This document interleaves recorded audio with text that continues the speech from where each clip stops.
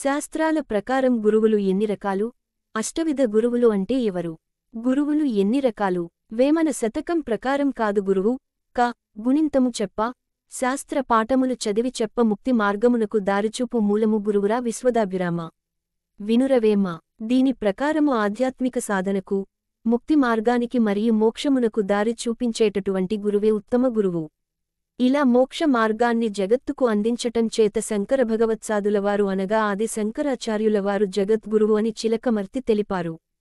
కృష్ణం వందే జగద్గురుమని కృష్ణుడు భగవద్గీత బోధించడం ద్వారా శ్రీకృష్ణుడు కూడా జగద్గురువు అయ్యాడు అని చిలకమర్తి తెలిపారు.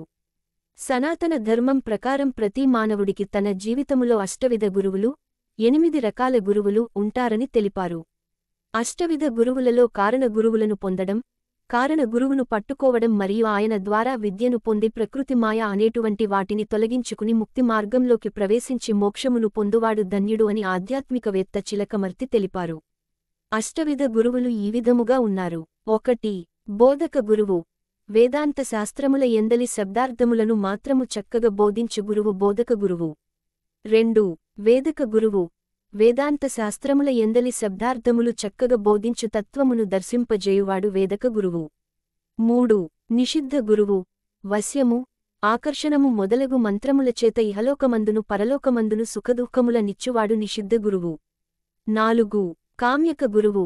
పుణ్యకర్మములను చేయుమని చెప్పి పుణ్యకర్మలు చేయించి తద్వారా ఇహలోక పరలోక సుఖములనిచ్చువాడు కామ్యక గురువు. 5. సూచక గురువు. వేదాంత శాస్త్రముల అంతరార్థమును తెలుపుచు జ్ఞానమును కలుగజేసి తద్వారా శమ, దమ, ఉపరతి, తితీక్ష్మ శ్రద్ధ సమాధానము అను షడ్గుణములను కలుగజేసి ఆత్మావలోకన చేయుటకు సూచించువాడు సూచక గురువు. 6. వాచక గురువు. జ్ఞానేంద్రియాలు, కర్మేంద్రియాలు, మనోబుద్ధి గోచర చిత్తాహంకారంబులనెడి అంతరింద్రియముల యొక్కయు విషయములగు శబ్దస్వర్ణ రూపరసగంధంబులు, వచన దాన గమనాగమన విసర్జన ఆనందములు, సంకల్ప వికల్ప నిశ్చయ చంచల కర్తృత్వములయందు వైరాగ్యము గలిగించి శిష్యుని అంతఃకరణ నిర్విషయమగునట్లు చేయు మహానుభావుడు వాచక గురువు. 7. కారణ గురువు. అహం బ్రహ్మాస్మియను మొదలుగా గల వాక్యములను బోధించి జీవేశ్వరైక్యమును తేటతెల్లముగ తెలిపి జీవన్ముక్తి అనుభవమును కలుగజేసిన పరమపురుషుడు కారణగురువు.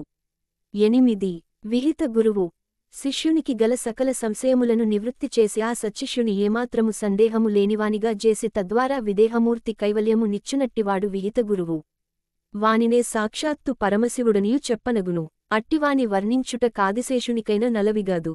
కాబట్టి బ్రహ్మవిద్యా ప్రవీణులయొద్ద తేరి రహస్యములను తెలిసికొనవలెను.